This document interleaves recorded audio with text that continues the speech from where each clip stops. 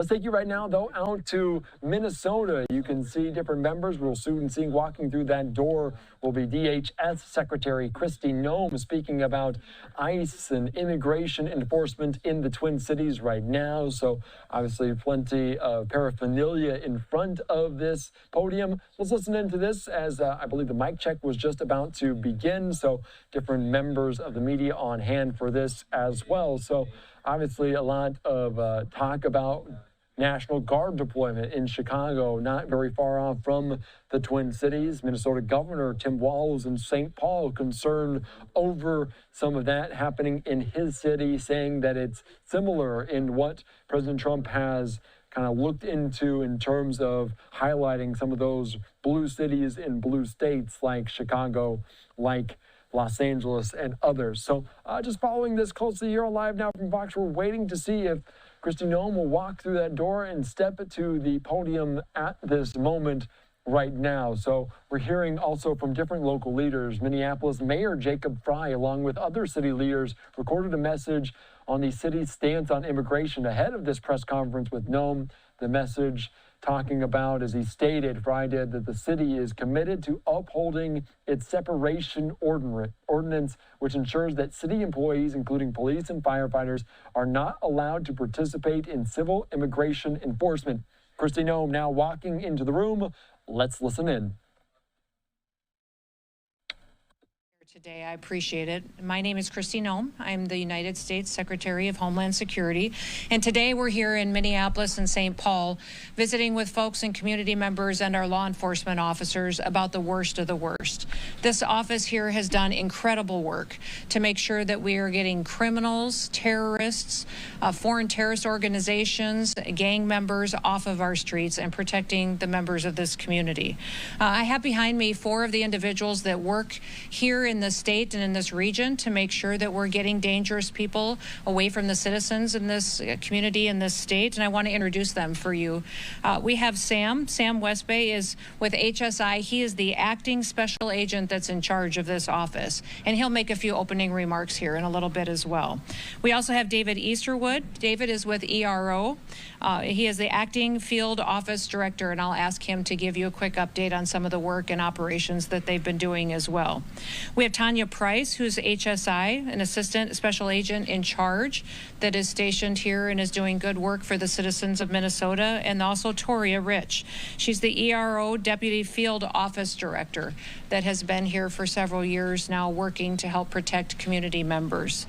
Listen, the work that these individuals have done has been incredible. Under the Trump administration, our president has been focused on protecting American citizens, on making America safe again. And these individuals get up every single day and support their law enforcement officers that are out on the street upholding the law. Now remember, in this country with this president in the White House, we don't pick winners and losers. We don't decide which law gets enforced and which one doesn't. There are laws, they are on the books, they were put in place, voted on, and instituted, and therefore we enforce them all. If members of Congress, senators, governors don't like the law, then they should go through the work of changing them and telegraphing and communicating to their members that live in their communities why it needs to be changed. So today, these officers have done incredible work to make sure they're protecting our next generation of Americans. Just since January, they have removed over 4,300 individuals off of our streets who have been arrested and were committing crimes and here illegally in this country. 3,316 had criminal histories, which means they were out there perpetuating violence against citizens here, and now they're no longer doing that because of the work of these law enforcement officers. Of those individuals, 98 of them were gang members. Members of foreign terrorist organizations as designated by the Trump administration. Also, 11 of those individuals were known or suspected terrorists, people who will not be able to commit those atrocities here in the United States because we were out on the streets arresting them and removing them and bringing them to justice. 2 of the individuals that have been arrested just since January were foreign fugitives, which means other countries were wanting them for violent crimes and looking for them, and they were able able to locate them and send them home to their countries to face justice as well. Our officers are in the streets every single day doing difficult work to make sure that our laws are upheld and that families are protected. Since January, 515,000 have been arrested and deported across this country and removed for breaking our laws. 70% of those individuals had pending or criminal charges against them. I'll talk about a few of the worst that have been removed from this area, but I want you to know that the individuals that have been arrested and removed have had crimes and charges against them such as murder, assaults, homicides, robberies, carjackings, and shootings. And all of those numbers in this community, in Minneapolis and St. Paul, those numbers have only gone up since 2019. Under the leadership of Mayor Frey, under the leadership of Governor Walz, more violent crimes are being perpetuated in these communities because of their refusal to defend American citizens. Regardless, our federal officers, our ICE officers, ERO, HSI, in partnership with our Department of Justice agencies and other individuals throughout the federal government, we will continue to do the work to make sure that these criminals are removed from our communities. I want you to look at these posters that we have up here at the front of the room. One of the individuals, his last name is Munoz. He's from Mexico, and he was brought in and arrested for charges of homicide. Another one is Hernandez Rivieras from El Salvador. The charges against him are human slavery and trafficking of individuals in this country. Garcia's in front of us as well. His last name is Garcia Oliver from Mexico. He's been wanted and charged with sexual assault. And then another individual in front of us on these posters in front of us is Gonzalez Rivas. Alfie's from El Salvador and is wanted for assault. These individuals have been arrested because of these individual law enforcement officers in our community and will be brought to justice and deported from our country, never to return. We also had operation that has been working in this area specific to visa fraud. Visa fraud has been very rampant in these cities, and the USCIS agency has worked on Operation Twin Shield, which is a first of its kind visa fraud operation that has gone out and investigated those who maybe came into this country under wrong paperwork or overstayed and refused to leave, and they utilized fraud to do so. It has been incredible the work that these officers have done in conjunction with the United States Citizenship and Immigration Services to make sure that those individuals no longer get to break our laws and aren't held to consequences of it. The violence against our law enforcement officers has gone up 1,000% in recent days, which means because of the rhetoric of politicians in Washington, D.C., but also here locally, our law enforcement officers have been demonized. And because of that, the consequences of the violence that they've had to face has been overwhelming for them at times. I'm here today to ask all of the people in Minnesota, all of the people in the Midwest and throughout our country to support your law enforcement officers, to support them and help protect them as they go out and do their jobs. Each and every single one of them took an oath. They took an oath to support and to defend this country, to defend their communities and protect people, and that's what they're doing every day when they go out and they enforce the law. They make sure that people who perpetuate violence on individuals are brought to justice, and that those who break our laws face the consequences of that and are removed from our country. We've seen attacks across our country on law enforcement, but also on their facilities. We last night had an unprecedented attack on a Coast Guard facility in California by San Francisco. We've seen individuals going after patriots who step up to defend not just our streets, but also defend us internationally and defend us on a national security standpoint each and every day.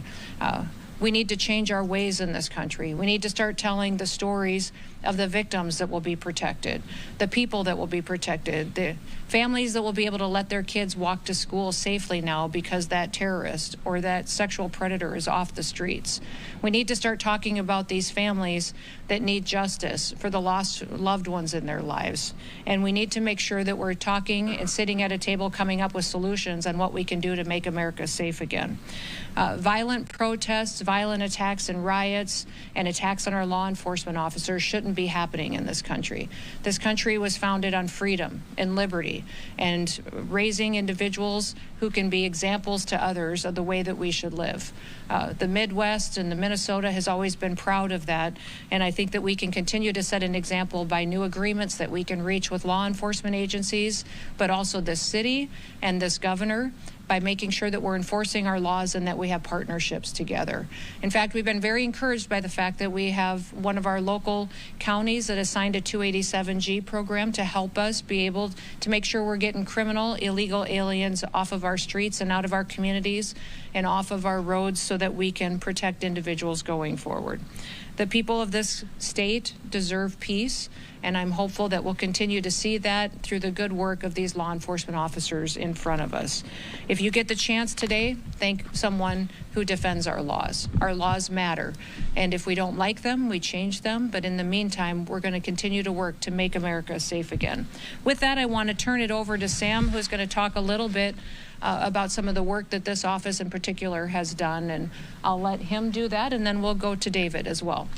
Thank you, Sam. Thank you. Good afternoon. Thank you, Secretary Noem, for joining us today and for your unwavering support of the critical work we do at ICE and Homeland Security Investigations. My name is Sam Westbay. I'm the Acting Special Agent in charge for Homeland Security Investigations in St. Paul.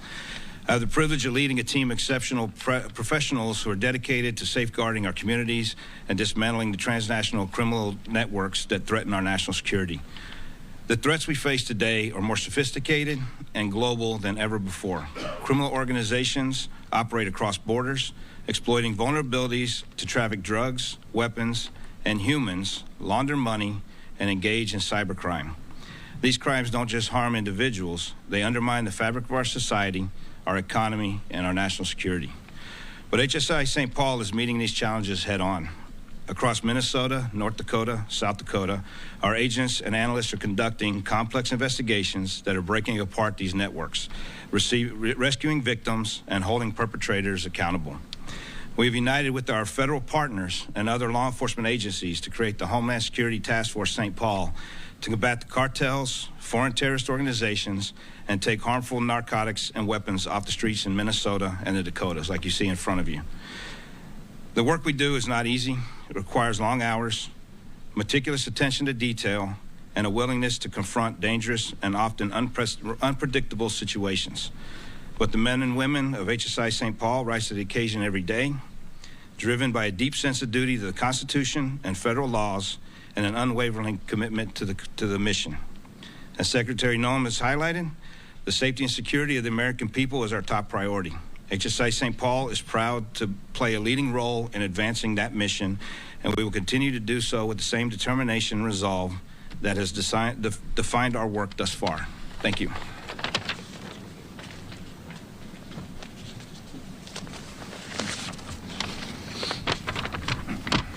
Good afternoon.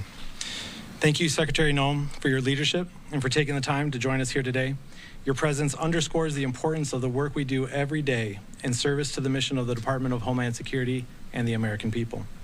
My name is David Easterwood. I'm the Acting Field Office Director for Enforcement and Removal Operations, ERO St. Paul. I'm honored to lead the officers and staff of ICRO across Minnesota, North Dakota, South Dakota, Iowa, and Nebraska. The men and women of ERO St. Paul embody the highest standards of professionalism, integrity, and dedication. Every day, they face complex challenges with determination and resolve, ensuring the safety of our communities and the enforcement of our nation's immigration laws. Their work is critical to the security of the United States, and I am proud to lead such an outstanding team. Across Minnesota, North Dakota, South Dakota, Nebraska, and Iowa, our efforts have made a profound impact. Whether it's apprehending criminal illegal aliens who pose a threat to public safety, managing detention operations with care and professionalism, or collaborating with federal, state, and local partners, our officers demonstrate every day what it means to serve with honor and dedication. As Secretary Noem has emphasized, our mission is clear: to protect the homeland, uphold the rule of law, and ensure the safety and security of the American people. As we move forward, I am confident that this team will continue to rise to the challenges before us. Thank you. Thank you, Sam and David. And this office has been focused on getting the worst of the worst off of our streets. The results that they have brought forward for this community and the city has been absolutely incredible. But as they talked about, they service not just Minnesota, but the surrounding region as well. And we pray every day for their safety when they're out doing their work, and that they would continue to have the support of the people who live here. So with that, we will open it up to any questions that you may have. Mm-hmm.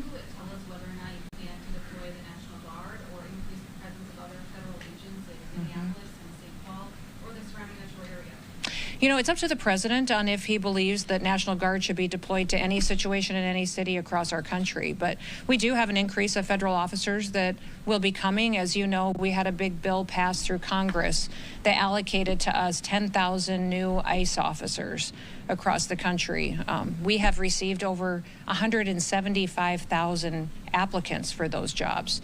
So the first 12 to 1,500 are out in their offices now, have been trained and qualified and equipped, and are out there doing their work. We have thousands more in the next week or two that will be deployed to field offices as well, and this office will be the beneficiary of that as well. So you'll see dozens of new agents and federal officers here doing the work to get these criminals and terrorists off of our streets. Curious about the weapons and drugs that were seen on the table. Were those seized locally, and were they seized this year?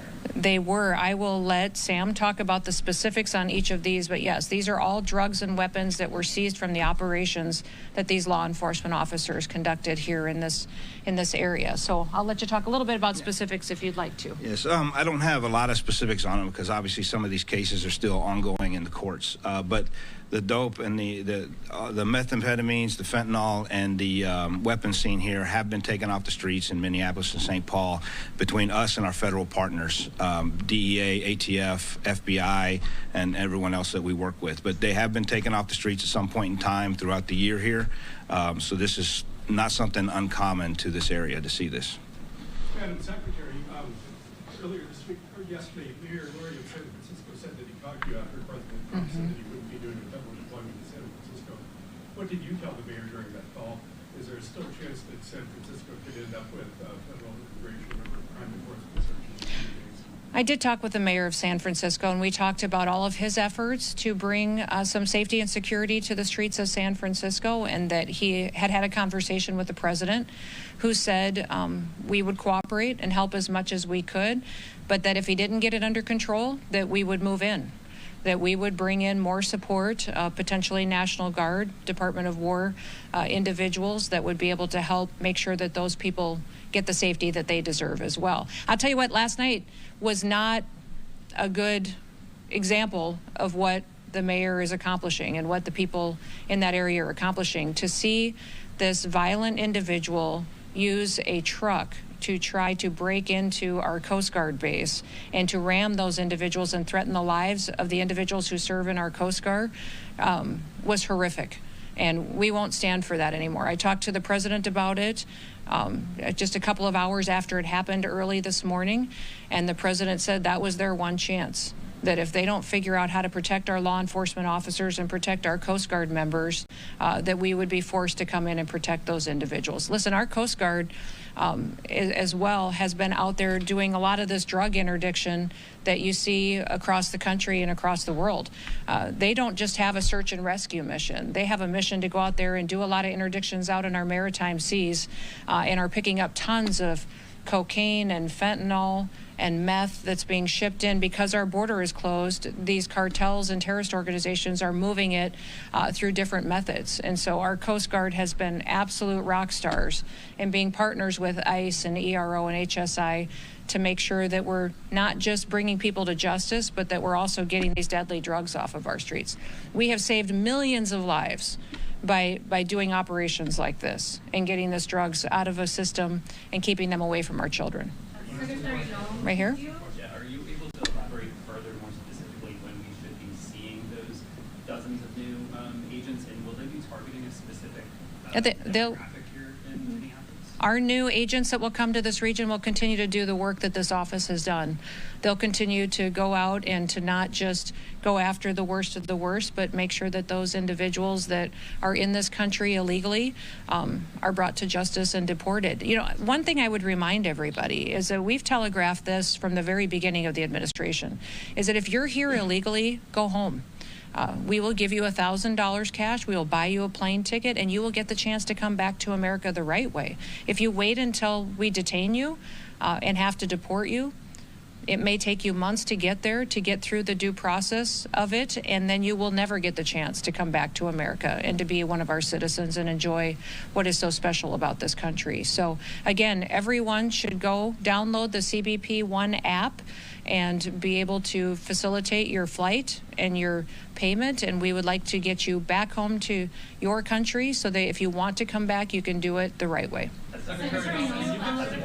It's been incredibly successful. The question is if it's been successful encouraging people to voluntarily go home? Absolutely.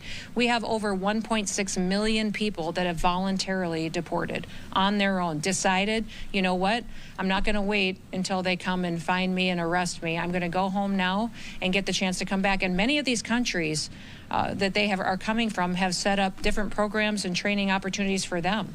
You go to Guatemala, Honduras, Mexico, Panama. Many of these countries have training programs, housing loans that they will give to individuals who are returning back. They want them to be a part of their economy.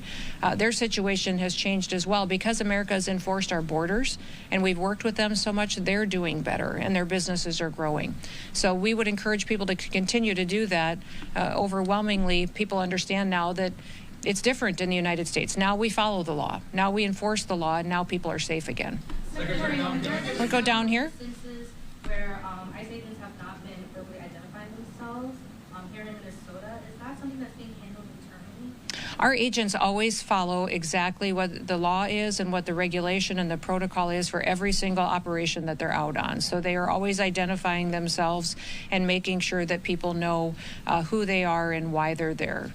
Recently, a couple weeks ago, there was workers on a roofing company that were detained in St. Paul, and multiple witnesses who live in that neighborhood said that ICE agents were not identifying themselves. Is that something that's been resolved since? Our agents follow the exact same operational protocols and regulations and structure and law that they always have.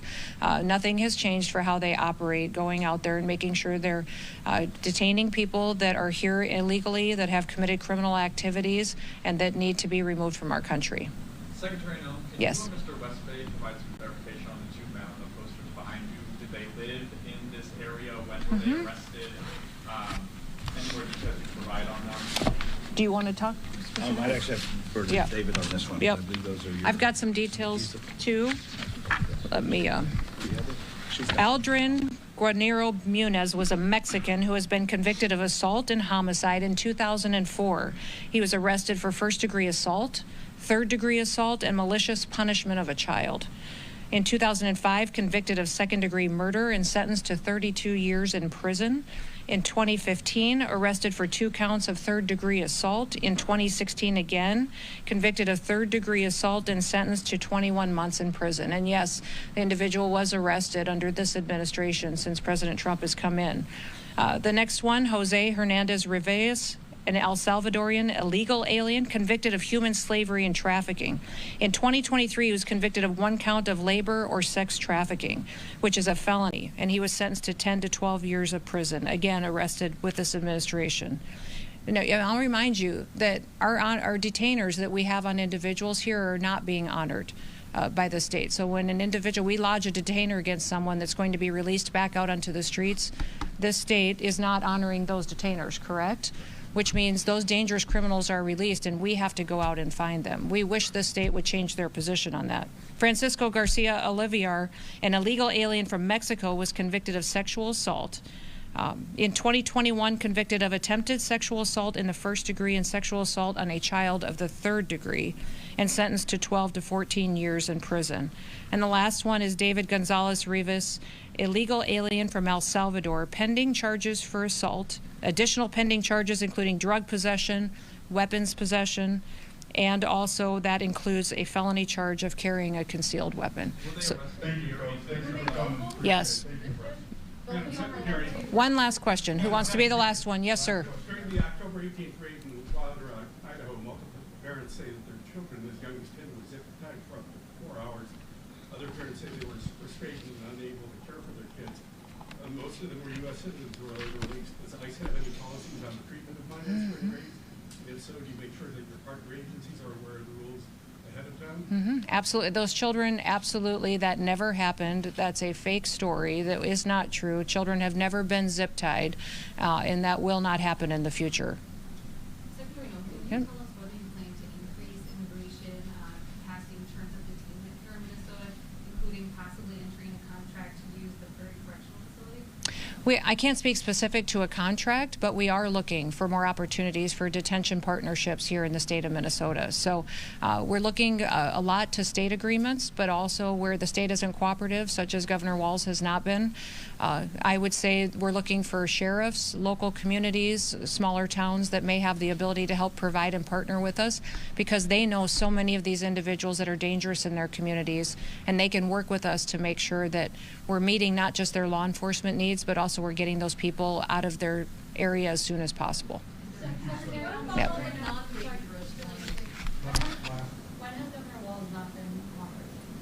Well, I think starting by calling our law enforcement officers Nazis and Gestapo would be just about the worst thing you could ever do.